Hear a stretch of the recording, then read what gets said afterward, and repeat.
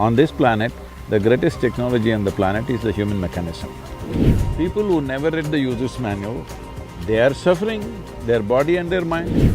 Okay, the next question I'm going to ask might sound a little rude, and I apologize. It got me thinking about my own death and everything I wanted to do before my death. What are you waiting for? You asking why am I not dead? Say the entire left wing of the country always trying to pull you down. What do you make of that situation when you're trying to do so much good and people are misinterpreting you? Unfortunately, it takes a certain amount of energy, time, resource to handle this. But see, they also enhance the message. A big aspect of being spiritual, I feel, is being loving. Dogs are really spiritual, is it what you're saying? Dogs are very loving. I have to ask you about the 30,000 kilometer bike ride you're doing. 30,000 kilometers is no joke. Maybe this is a good ad for yogic back. If you get me 25 million earth buddies, I'll take you on a ride.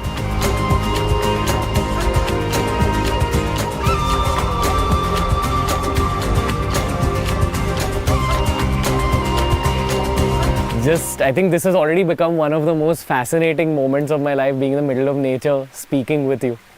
So, you know, I last spoke to you in like this in 2018. I feel like I was a child back then. I feel I'm a little older of a child now. But that night, I mean, that conversation had such a deep impact on me because of the things you answered my questions with. Like the answers you gave me the answers I needed exactly at that point in time. And that night, I actually had a dream about you. This time I'll treat you like an adult, okay? happy to just be next to you and be talking to you. Doesn't matter how you treat her. This is the thing with me. Even if they're 70 years of age, I treat them like children and they slowly become like that with me. That is the whole thing. With time, people are getting crusted. That is the whole thing about life, that you don't get crusted and rusted just because of time. No, I agree. So I'll still treat you as a child, okay? Happy and honored to. Happy and honored to be treated like a child. Sadhguru, it just breaks my heart that I'm having such a beautiful moment here with you, and our world is in the middle of a war right now. Not the world, only two nations. Two nations? No, it's very important we don't exaggerate this, because we should never move into that thing about two world wars have happened. We should never ever move in that direction. Conflict should not happen, but in case it happens, at least it must be contained. Everybody should not jump into it. What do you think goes on in those few men's minds, you know, the ones who are the decision makers? Why would you consciously choose to go to war? It can't just be for economic reasons, there has to be a thought of ego as well, I feel. See, these are very superfluous judgments, but we must understand all this is rooted in our strong sense of identity, and we want our identity to dominate somebody else's identity. So nationhood is a very strong identity. The identity is consciously built and encouraged to a point that you're willing to shed your life for your nation, which is always considered a great virtue, right? If I'm willing to shed my life for my nation, I'm also willing to take your life for that. That is a natural process. Whether it is nation, race, religion, caste, creed, or even your individuality, if you're unnecessarily identified, you will get into unnecessary levels of friction and conflict. Sadhguru, but isn't identity just another word for ego? Like I've constantly been thinking lately a lot about this concept of ego. The more you think about… See, when you say it's a concept of ego, that means you made it up. Why do you make it up? Okay, fair. My follow-up question… I didn't make it up, so I don't have it. These are the kind of answers that just play with my head, okay? And I'm not ready for the next question yet, but I'm still gonna throw it at you.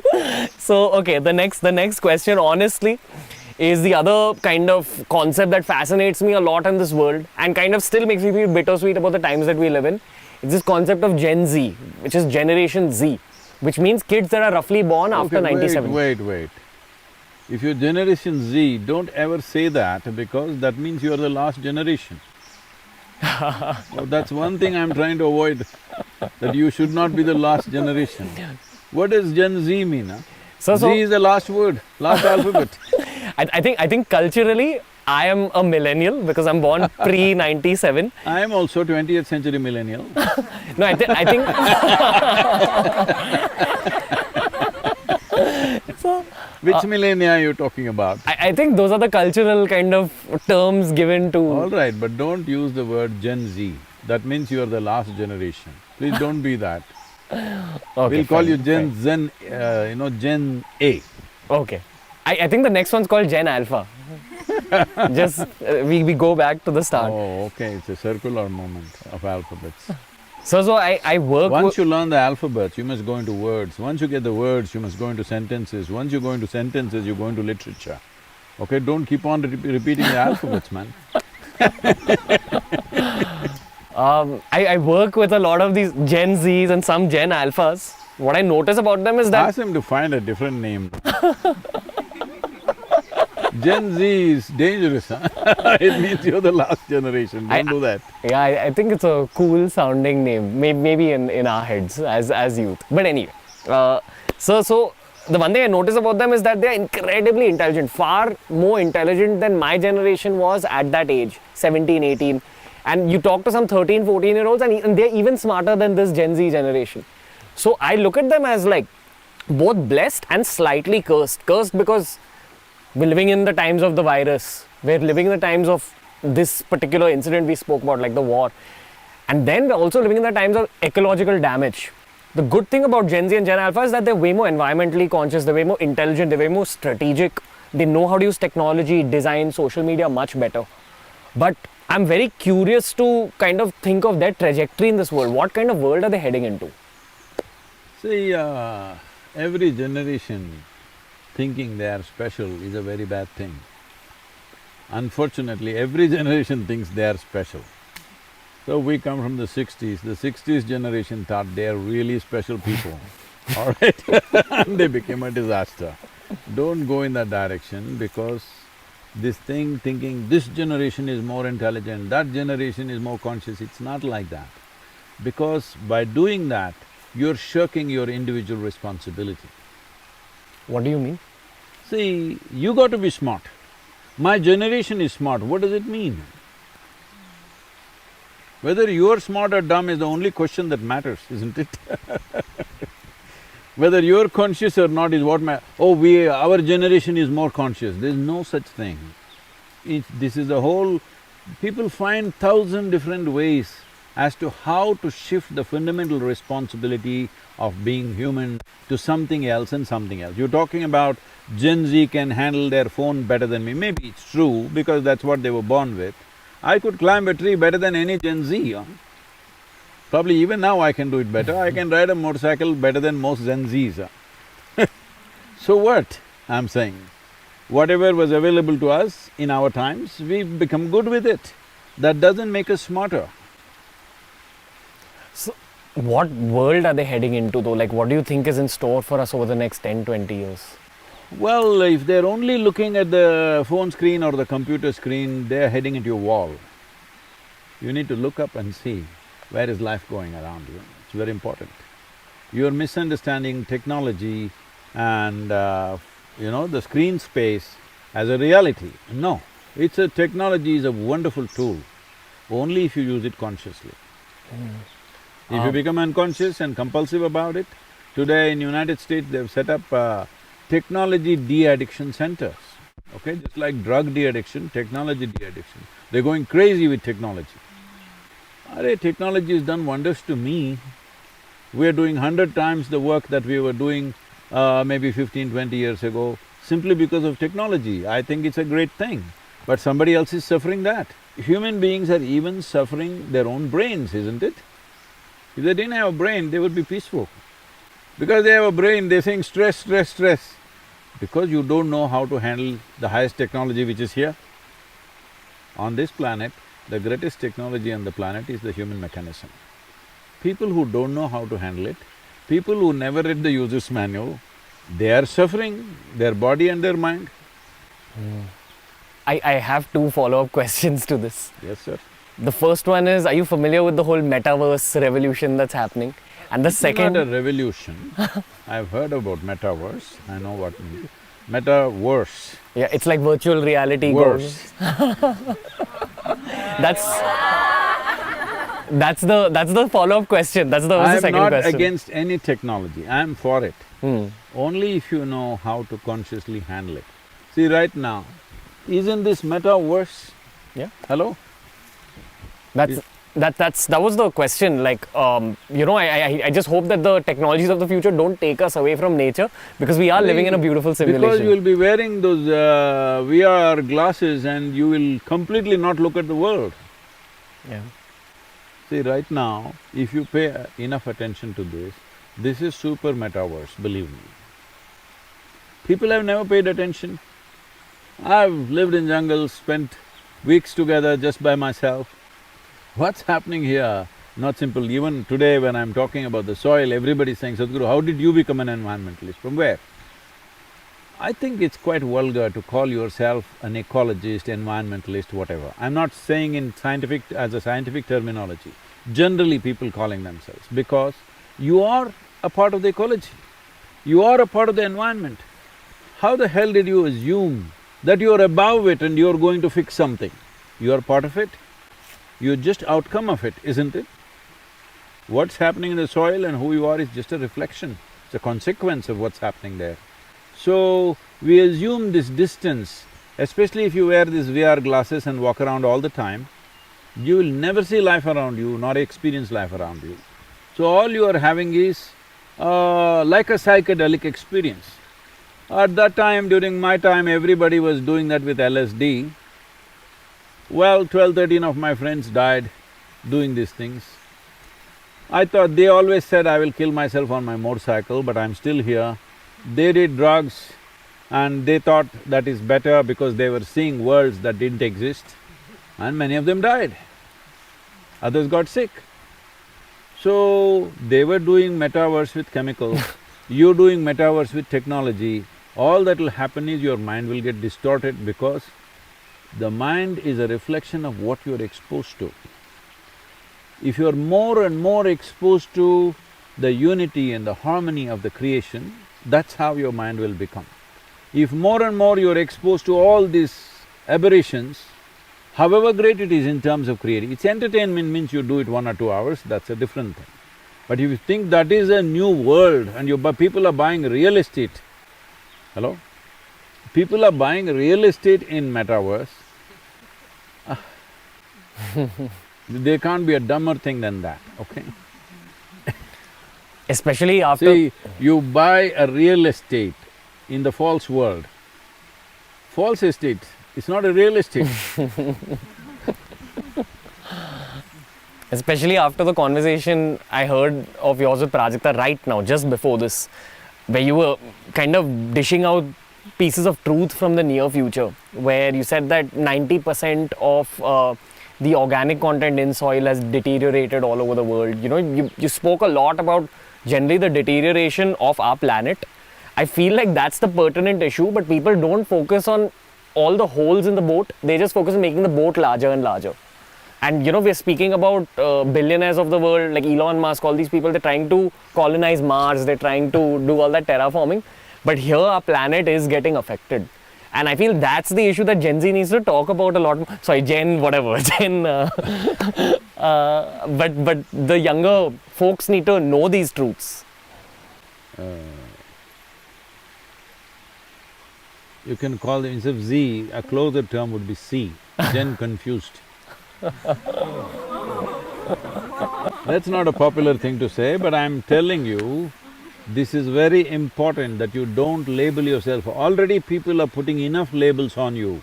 You are Indian, you are brown, you are white, you are this religion, that caste, this creed, all kinds of rubbish labels they're putting on you. Don't put one more label on yourself, because every label will restrict you in some way, isn't it? Will it not? Yeah, yeah. So don't put any labels. Why don't you just live here as a living thing, breathe and exist and reverberate at the highest possible level, that's all you can do with life. Rest is all your imagination. Do not misunderstand your imagination as reality, this is very important. If you confuse psychological reality as existential reality, you will suffer immensely in your life. This is what is happening to people. What is it that they're suffering? Or is somebody putting pins into your body? No, you're just suffering your own mind, isn't it? The greatest thing that's happened on this planet, if you ask me, in terms of technology and in terms of possibility, is human mind. But you suffer that all the time. And if I say, it doesn't matter whether you were born yesterday or you were born 100 years ago, if you are suffering your own mind, you are Gen Z. Yeah. How do we get people generally to just be a part of this safe soil movement? After your chat with Prajakta, I have understood the significance of it. But my question, maybe this is a capitalistic question, but how do we actually grip people's attention and tell them, listen, this is what's wrong with the planet? See, first thing is, the younger generation needs to understand food comes from land. Your body that you carry, which matters to you, this comes from land, this is land. This is called human because this is a consequence of the humus in the land. So take some time to find out how much humus is left wherever you are. You're living in a city, everything is paved, all right? Paved land and plowed land, disaster on the planet. It is very important, soil is a recycle all the time. Dead life is going into it and life is coming out of it. The most miraculous thing about soil is this. The miracle of the soil is that nowhere in this entire universe is there a place where you can sow death and it sprouts life, bursts out with life. Bury something dead here and just see in a few days how much life will be happening around it. Tell me, show me one place in the entire universe where this can happen. So right now, the kind of things people are imagining up, making up in their minds is, about a week ago, there is somebody who's got a startup, okay? If you pay $1.7 million to him, when you die, you can book it right now. When you die, whenever you die, they will take your body and leave it in the space. Because there's no oxygen out there and there's no microbial life, your body will not rot, it'll just remain the same way. For millions of years, your body can float around in the space. Maybe you can catch a ride on some spaceship. I'm saying, the body that you carry is essentially soil. If you did not do anything eco-friendly, at least when you die, you must put it back where it belongs. Hello? That's the simplest thing you can do. But today, they're putting them in boxes and preserving them in buildings, like parking lots they've built for people to be stored in boxes. This box belongs to your grandmother, you can go and put flowers there. What is the point of preserving a dead body? It must go back, because we have no business, it's a loan that we have taken. We have to put it back when our job is done, isn't it? So, doing these kind of things is all coming from the ignorance of how life happens. Life, if you utter the word carbon, everybody thinks something noxious, something poisonous today because of so much talk happening in the social media about carbon, carbon dioxide, carbon monoxide. Carbon is life. You and me are carbon life. This tree is carbon life. Every animal is carbon life, isn't it? This entire world, life, the fundamental material for life is carbon-based. And right now, what you call as life on one level is just a whole carbon cycle. If there is a chain which is making something, let's say motorcycles have chains, these days these chains that we have today on these motorcycles, modern motorcycles, they don't give us so much trouble. Otherwise, when I was riding motorcycle, every 500, 600 kilometers, you have to check your chain because it'll become loose. If you ride like that, it'll come off and cause a disaster for you, okay? Every 600 kilometers, 700 kilometers, you have to check it. 1,000 kilometers, you have to take off a link because the material was such. Today, modern chains are made in such a way, we're just not bothered, we're simply riding. There also you must maintain, but when you're on a single trip, you don't have to bother. So a chain any chain is a cycle, like that. Any chain is only as strong as an individual link. You don't have to break the whole chain. If you break one link, it's gone, right? Right now, this chain, the carbon chain is going on, all right, to keep the life going. That's the only way life is going. But the agricultural soil on the planet, which is one big link in the chain, has become too weak. If that breaks, life is not going to be good. You can order from your food from Swiggy, Piggy, wherever you like it. But somebody has to cook it, right? Somebody is cooking the food. The delivery mechanism won't deliver it to you. Somebody is cooking the food, somebody is growing the food. Delivery can happen on technology app. Do not misunderstand the delivery as the source. You're eating food not because of a food app, you're eating food not because of a store, you're eating food not because of your kitchen, you're eating food only because of the richness of the soil. If you don't understand this, we will pay a serious price. Unfortunately, in the last 30-40 years, we have missed this point and caused enormous damage to the soil, where 62% of India's soil has less than 0.5% organic content. This is on the verge of desertification. We are partners with UNCCD, the UN agency to combat desertification. This is the biggest concern right now. The world is turning into a desert. If people don't understand how it turns into a desert, Saudi Arabia means you see a desert, right? 10,000 years ago, it was a rainforest. Gujarat was a, well-endowed forest. Rajasthan was a forest. When the Saraswati river flowed on the surface, all these were forests.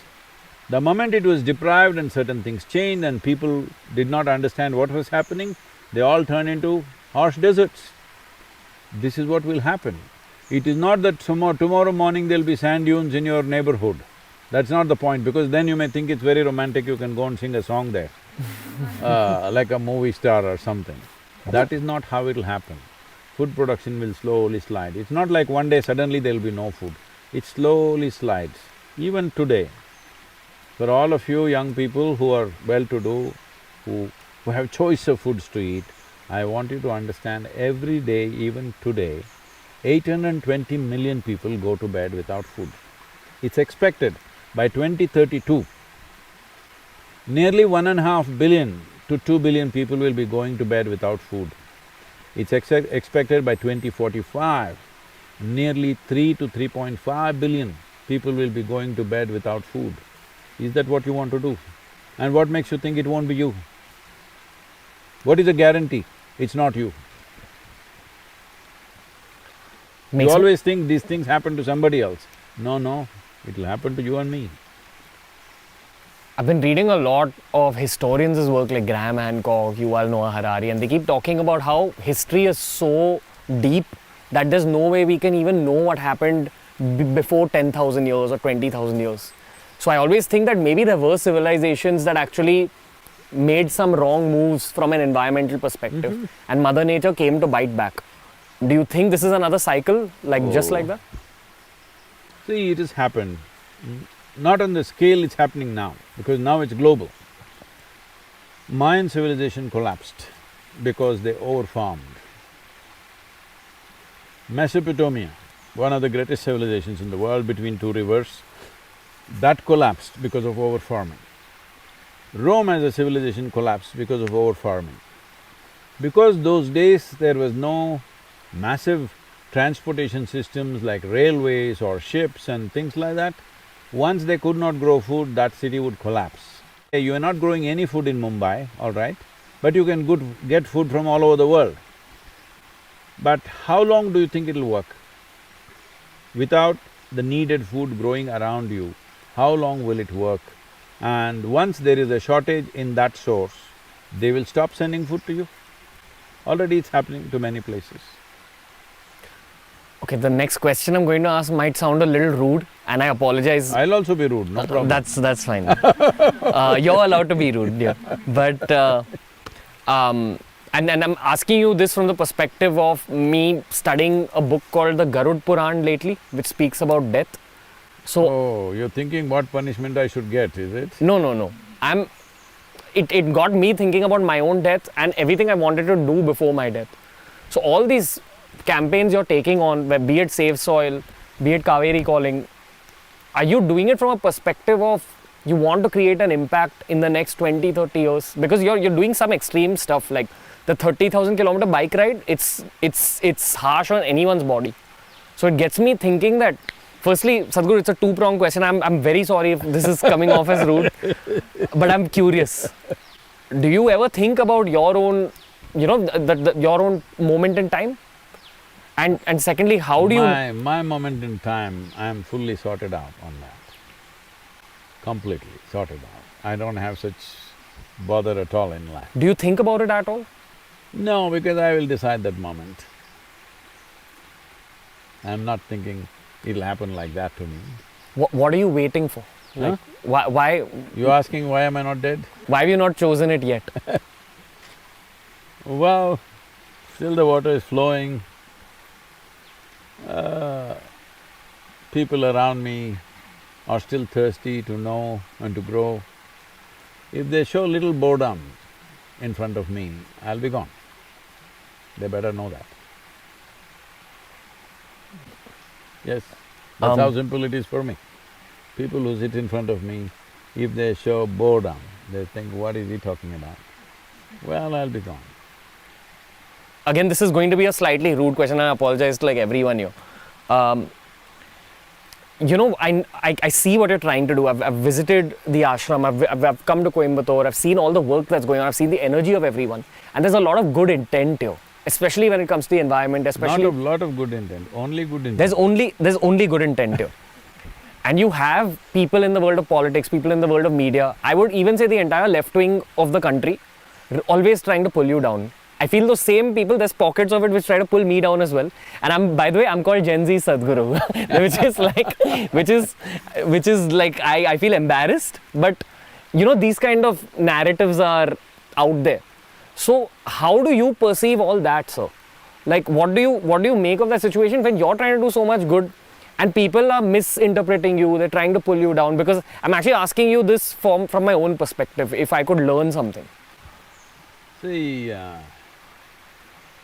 if you are very clear that what you're doing is significant for every life around you, other people's opinion means nothing. But I'm saying for 30 years plus, they've been saying the same things. They're not even creative, they're not able to come up with anything new. All right, same things they are saying. But they've not gotten anywhere because they have no substance. There's no substance to anything that they have said. So, it's unfortunate that they are in that state. But what I see is every daily mystic quote is there, daily quote. All these people are just waiting. One thing that they don't understand, suddenly all of them will get together and make the Twitter trend. I'm so glad. Because every day they're reading my quotes, even people who are here are not reading. They're reading, okay. I am saying every day carefully they're reading my quote. The day they don't understand, they think I've made a mistake. And boom, they'll go. I'm glad. I have worked in prisons, both in India and United States. I have worked with hardcore criminals who have come for murder, rape, worst possible things that a man can do. For those things they have come. And I've seen significant transformation in their lives simply because of 2 days or 5 days of contact with me. These guys who are continuously following me, I'm very confident one day they will be very transformed. I wish them the best. But it's not just about the opinion, Sadhguru. I feel if you are in the middle of your own purpose, sometimes people will Yes, even… it unfortunately takes a certain amount of energy, time, resource to handle this. But see, they also enhance the message. Any publicity is good publicity. I don't think this is publicity, I've never looked for publicity. Actually, people may find this difficult to understand. I'm an extremely private person. really. I'm public because I consider all of them as part of myself, only in that sense. Otherwise, I'm not public in any sense. So, it takes a certain amount of, in your stride, a little bit of extra… It's like you're walking and somebody hangs onto your leg, you still have to walk, you walk, but they're lightweight. It's okay. I'm saying, whatever they've been doing for 25 years, they're not able to prove one point and say, okay, this has actually happened. How long will people believe this kind of trash endlessly? Slowly they're losing their traction, they're feeling stupid. Many of them have started following us in a positive way. Many journalists who… from yellow magazines and stuff, who started this whole scandalous thing about us, today they're all devotees here. Others will come. What do you think is that person's journey who has that much anger in their heart? See, some of them are genuinely angry because there is bitterness in them. From their own life? Yes. Lack of being significant in the world. This is not just about me. They're attacking sports people, they're attacking actors, they're attacking artists. Anybody who's successful, they're attacking them because they're anti-success. They want to succeed, but they must have failed repeatedly in their lives, in everything that they do. Now anybody who is successful, they want to pull them down. Just tell me who's been spared, which arena of life has been spared. Politicians who are elected, they will pull them down. Sports persons who are very super successful, they pull them down. Spiritual people, of course, the thing is on. But they don't pull down all the spiritual people. If they're ineffective, if they're not a big success, they're not pulling them down, they're not disagreeing with them. Yeah. All right? So they're essentially, rankled by somebody's success, which shows lack of significance in their own life. I wish them success so that they can relax and be positive about life. So I'm very hopeful about India going forward as a country. I feel it'll be a change maker in this world. They say that India is the spiritual capital of this earth. I don't know if that's true. I would like to believe it. A big aspect of being spiritual, I feel, is being loving. And we're seeing so much me versus you in this country, as in not me versus you. I would not… Let's settle this. Who told you being spiritual is being loving? Isn't it about spreading love? Then get a dog. Then dogs are really spiritual. Is that what you say? Dogs are very loving, come on. I mean, Tell me yes or no. Yes, sir. They're very loving. So they're all spiritual? I don't So know. wag your tail all the time and you're spiritual? Please don't do that. But, sir, like, how do we get the country united? Because I feel that repeatedly our country has been invaded and affected and brought down because of this whole divide and rule policy. People caught on to the fact that we play a lot of me versus you. So again, for the next 20, 30 years, how do we work on that aspect of unity to build businesses, to build movements, to save soil, to help the environment? Because I feel that we've been given a gift to be born in this country and we're not valuing it enough as a unit. And there's too much ego, there's too much anger, there's too much hate, especially post the pandemic. So what's your advice here? See, don't judge the whole country by looking at a television screen or a social media platform. No, just walk around here, just walk around in this village or in the city. You don't find anybody in anger, you don't find anybody beating up somebody, do you? No, no such thing happening. Some incidents happen, 1.3 billion people, some incidents here and there happen, unfortunately. Lives are lost, injuries have been caused to other people, which definitely needs to be dealt with. There is no one way to deal with that, there is law enforcement, there is a certain sense of harmony in the society, all these things matter. These are not overnight jobs, this is something we need to strive for. As you said, historically, we've gone through a whole rigor of invasions, worst kind of invasions. We have not documented it very well as other cultures have. but we have gone through and taken a beating that very few populations in the world have taken, most cruel kind of battering we have taken. But we're still not bitter, that is what is beautiful about us. People have come, subjugated us, made us feel like, you even have to pay a tax for being who you are, all this, but we are not bitter. That is a great thing, okay? We are not bitter. Yesterday what happened, for that we are not bitter. But making sure that doesn't happen again to us tomorrow is also equally a responsible thing to do, for which we are building a strong nation right now. We should have done it sooner, it's 75 years now, but we're doing it. A little slow, but for the size of the country and the diversity of the nation that we are, I think we're doing well. Do you think fiction, films, stories are a good way to unite the country? Because that's my only hope, honestly. Or sport, that's the other one. Definitely, we must use every means. I do not ascribe to this, that this is the way. Everything that we do, we must see how people can transcend the smallness of their boundaries and see at least we come, if not boundless, at least a larger boundary which includes most people.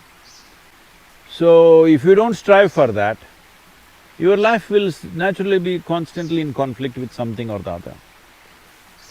For the well-being of the individual and the well-being of the society and the nation, it's very important that there is a larger identity with which we can move forward.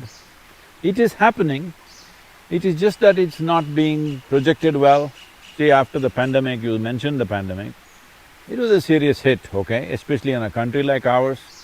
The economic cost has been so serious, most people don't understand. I'm in huge appreciation of the lowest level from the lowest level of worker.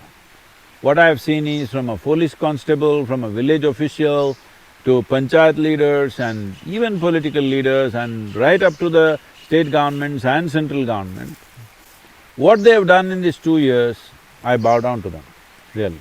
You can go on picking what didn't go well, but in a country like ours where infrastructure is so minimal, the way we have delivered the vaccine solution and the way we have taken care of people, there have been aberrations, but such a large country with such little infrastructure, country like United States with such massive infrastructure and such massive amount of fund, see, they're still shaking, still shaking. I know you… So, every one of us must be in absolute gratitude because we don't know who did what, from the doctors, nurses, small, police constables, everybody strived to manage this. It's not a small thing. It is not a small thing. 1.3 billion people, this person speaks one language, that person speaks another language, dozens of languages, you can't communicate in one language to everybody. How to communicate a message, how to make them behave responsibly, how to even wear a mask. People are carrying, people's level of understanding is like this, people are carrying a mask in their pocket, they think it's like a driving license. When I ask them, where is your mask, you're coming so close? They say, I got it, Sadhguru, I got it in my pocket. Here in my hip pocket. I said, it doesn't work on your bum, you got to have it on your nose. I'm saying in this kind of country, to effectively manage a pandemic and come out of it successfully and having a thriving economy as we are having right now is not a small thing. So for this, it's not just one prime minister, one chief minister, one somebody. Everybody has strived, isn't it? From the smallest man to the biggest man, everybody has strived. Let us not go on giving endless negative commentary. Appreciate the nation. If you can't appreciate the administration, appreciate the nation. We've bounced back, right? It's not a small thing. Yes, sir. So, maybe I can ask you unlimited questions more, but I know, time is tight. I have to ask you about the 30,000 kilometer bike ride you're doing, which I find fascinating. There's someone called Wim Hof, they call him the Iceman. He uses pranayama and aspects of yoga to basically deal with freezing temperatures. And I think the world notices Wim Hof and his abilities. And often they overlook all of India's yogic leaders for their yogic abilities. I know Wim Hof well, I've been in conversations with him, but I won't do any such feats. I mean, sir, but 30,000 kilometers is no joke. 100 kilometers starts hurting your back. I can't imagine what 30,000 kilometers is like on a Well, bike. maybe this is a good ad for yogic back. How's that, huh? What's your opinion on pain with respect to the journey in front of you and generally pain as a concept? Pain is not a concept. If you don't know that it's not a concept, I can cause some pain to you, you will know it's not a concept. It's a living reality when you get it. Hello? Can pain be controlled by the mind? See, pain is of the body. See, suppose this water is hardly 9 inches deep, all right, 9–10 inches deep. But you want to dive from the top of the tree. If there was no pain, you would have done it. Yes? If it breaks your head and still there is no pain, a whole lot of people would have done it. Right now, the only thing which is making you behave sensibly, at least in terms of your survival, is pain. Without pain, most people would not know how to survive either. So pain is a very good thing, it manages you. Even emotional pain? That you cause, because you want to be a tragic hero. Me? No. See, there is only physical pain as existentially true. Pain that you have in your mind and in your emotion is caused by you. You like to poke yourself. Why? Because you're a vain life. You have not found any other way to feel profound. Pain makes you feel profound.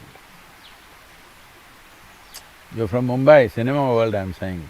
Without pain, no profoundness, isn't it? No artistry. See, people think they're profound because they're in pain. No, you're misunderstanding pain for profoundness, it's a serious mistake. If it comes in loads, then you will know what it is, all right? It'll destroy you, it'll mutilate life, pain, yes or no? Human beings have been destroyed not necessarily by a sword or a gun, they just break themselves down into pieces because of their own emotions and thoughts. More people are mutilating themselves by themselves, using the sharpness of their own mind rather than by somebody's sword or gun, isn't it so? So why is this so? Because you have misunderstood a few fundamental things. You do not know what is real and what is not. What is existentially true, what is physiologically true, what is psychologically true. You have lost, the boundaries of this. Once you lose this, whatever you do, it'll hurt you. Just tell me one thing people are not suffering. Tell me one thing. Well, if they are poor, they suffer their poverty. You make them rich, they suffer the taxes. Yes. If they're not educated, they suffer that. Put them to school, they suffer that. They're not married, they suffer that. Get them married, oh. Don't tell me. No children, they suffer that. Give them children, daily suffering. Yes. So it looks like you're suffering every aspect of life. So we'll offer you death. Oh, they'll suffer that. So suffering is not because of life situations. Suffering is because you do not know how to manage yourself. You do not know how to manage your own mind, your emotion, your energy, your very life. You do not know how to manage, then everything becomes suffering. Physical pain is a different thing. Physical pain is caused by some contact or disease or injury or something. That of course we must see how we keep it at the minimum in our life. Mosquito bites you, all right, but you don't have to be bitten by a bear. You need to avoid that. Why are you taking on the pain of the bike ride?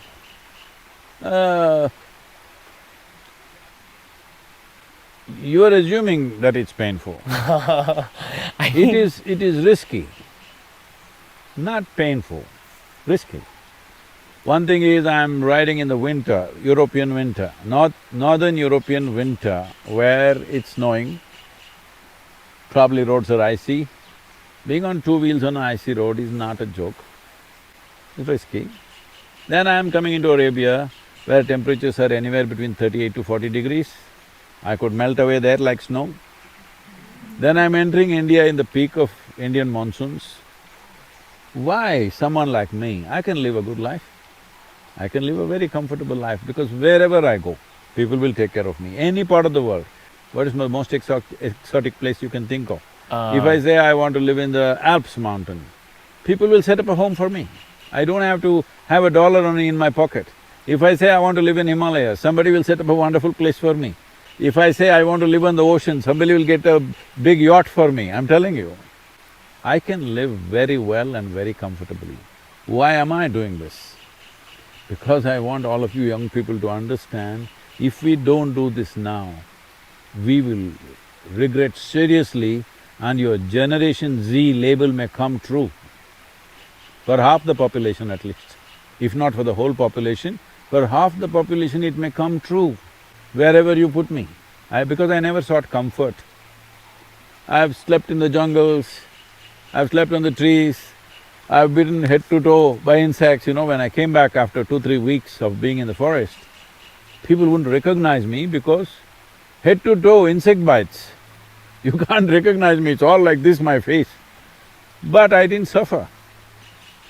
So I've never sought comfort, so I never suffered. But I've lived an extremely engaging and intense life. And my experience of life is in a way that I will not exchange this for anything in the universe. You give me anything, if you give me a mountain of gold, I will not exchange this. Just now, I was in United States in Los Angeles. This guy comes and he wants to meet me and he has a presentation to make. I said, what is it about? He said, something about our online properties, he wants to make a presentation. I said, okay, let me see what it is. Then he comes with a presentation and shows what all is on YouTube, what all is on all these things, channels and platforms, and all these calculations he makes and shows, Sadhguru, if you allow me, I can package all this material and in today's value, it is worth about $2.7 billion. I can package this for you and get you that kind of money in the next few years. I said, what do I do with $2.7 billion?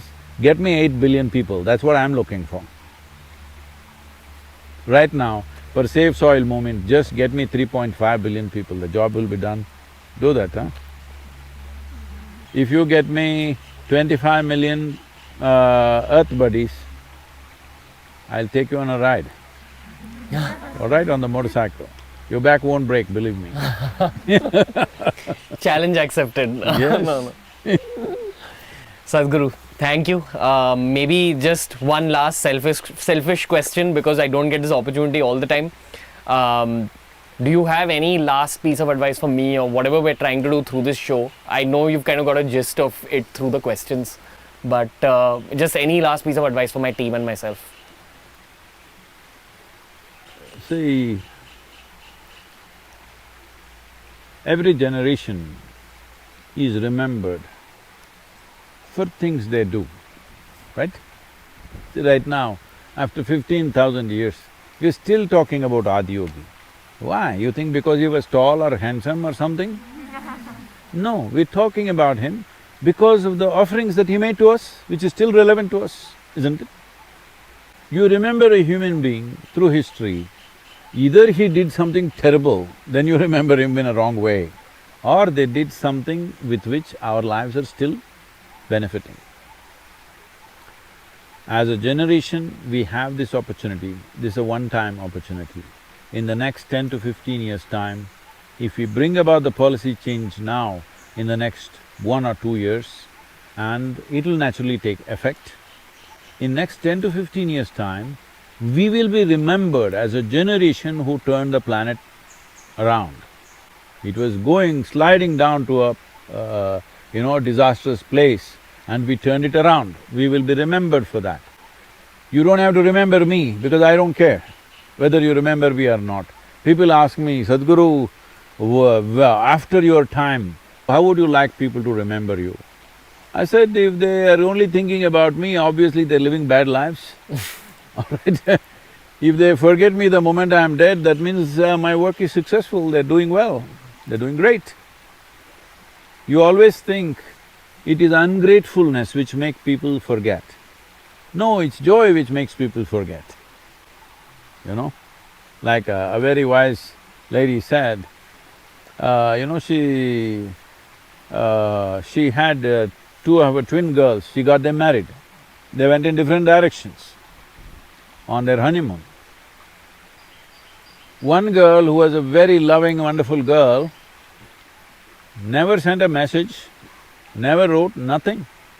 2 months, no message from her. The other girl, every other day she was sending messages, wanting to call and talk to the mother. So somebody came and asked, how are you girls doing? She said about the other girl who never sent a message, one is doing really fine, other seems to be having some trouble with her husband. Okay. One who is happy doesn't turn back. One who is really going straight and fast won't look in the rear view mirror, right? So I don't want to be remembered. This is possible as a generation. Say for example, even today in this country, we always talk about the freedom movement, all right? That generation which fought for this nation.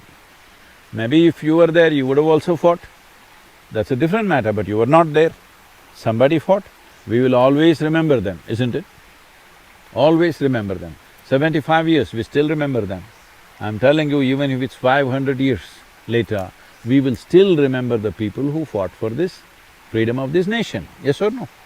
Similarly, right now, the facts are not all out yet, we will bring this out in many ways. In how many ways we are at the point of disaster. But we have the opportunity to turn around. You don't have to go and fix the soil. You just have to make your voice loud and clear that enough people means 60% of the world's electorate must speak. 3.5 billion people speak of soil for 100 days, from March 21st to 100 days. Do this, I will make sure every government in the world will bring soil-related policies into their policy system. I will do this because I am fully organized with that, UN agencies are with us, I am speaking at the COP15 in Ivory Coast, addressing 170 nations. We will do this, but people need to be there. If people don't care, why will the government do anything? Because the government is there only to manifest people's mandate, isn't it? If people's mandate is not about these concerns, they will not manifest that. That is the responsibility that you have. Use your Wi-Fi and a little bit of your brains. It helps. Thank you, Sadhguru. Namaskaram. Bow down to you and just thank you for the opportunity once again. Thank you.